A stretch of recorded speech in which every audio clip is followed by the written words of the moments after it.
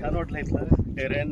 प्रत्येक टाईपचं टेरेन आहे. हिली आहे, फ्लॅट आहे, एजला व्ह्यू आहे आणि प्रत्येक जागेची आपली एक USP आहे. जे फ्लॅट लँडला मोकळी हवा आणि जे उतारावरती येतो किंवा पुढचं टेकडी किंवा बाकीचं जे आहे आणि हवा ऑलवेज छान आहे, फ्रेश आहे. मेन म्हणजे पॉझिटिव्ह वाईब्स खूप आहे. मी या क्षेत्रातलं असल्यामुळे मला ते थोडे असतात, थोडं आपला एक सेन्स असतो.